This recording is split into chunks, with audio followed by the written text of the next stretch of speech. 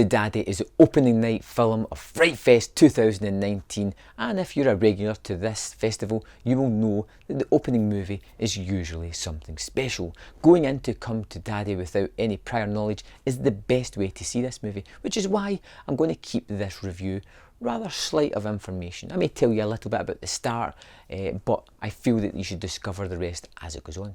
We're all introduced to Norval at the start of this movie, a young man who's been without a father figure in his life for all his life. He does have a father, he's just never met him. He's been living a great life in Beverly Hills with his mother. He's never had to work a day in his life. Everything he's wanted, he's gotten, and he's never really ran up to much adversity. There has been some troubles in his life, but we get to that throughout the movie. And he receives a letter from his father saying, "Come down to where I stay, here's my address, and we shall try and fix this relationship that we've never really had before."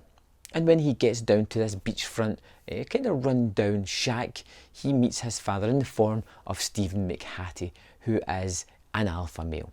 This is a guy that looks instantly at this kid and knows everything about him.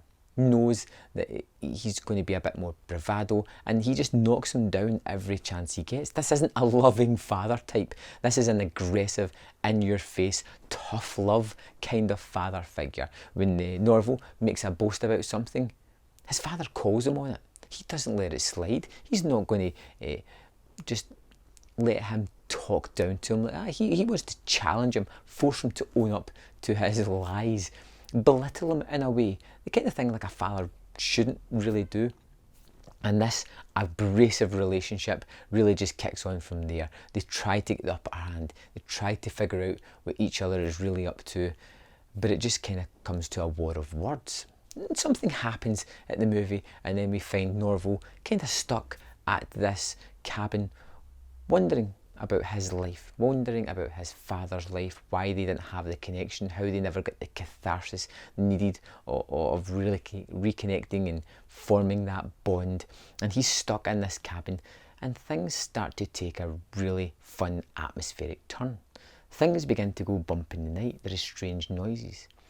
Norval thinks he sees things out the corner of his eye. Things seem to be moving. It's all kind of fun, and the atmosphere is ramped up here as he starts to look into himself at the person he is and starts to judge himself, going down a dark path that he previously went down before. And then in the final third, when you feel that the movie doesn't really have a direction, it takes this wicked left turn into a genre-filled, nightmare-fueled, blood-encrusted finale that is absolutely fantastic. Something to be revelled in. But I don't want to tell you too much about that. I think you should go into this movie knowing as little as possible, and I think you'll get a lot out of it. What the movie does have in spades is great actors and great performances. Even the smaller characters are incredibly fun. The police deputy that turns up, who thinks he can cheer up Norval by burping on command, is just one of these fascinatingly funny characters that just comes into the story and breezes right back out again. His whole story about the raising eyes is just hilarious for me, and that's the thing about this movie. It has a wicked sense of humour. It is really funny. It's laugh out loud funny until suddenly you're shocked about what you're seeing.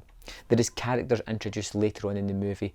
When it gets to this gore-filled climax, that is just simply delicious to watch and to listen to their dialogue and to see their actions and just kind of shock you with some of the violence and the blood and the gore, which is extremely realistic, which is extremely fun and icky at the same time.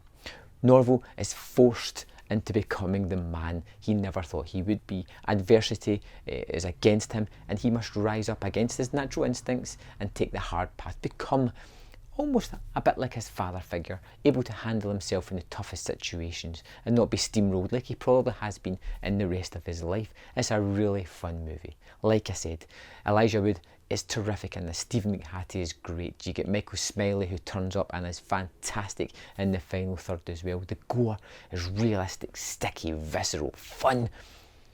And this is just a terrific movie. No wonder it's the opening night movie for Frightfest. I had a lot of fun with this thing. I think it was terrific, highly recommended. And please go into this knowing as little as possible, if you can, of the actual plot, because it really will surprise you. If you've seen it, I'd love to know your thoughts on this movie. Let me know in the comment box below, and I will see you next time on Man vs. Film.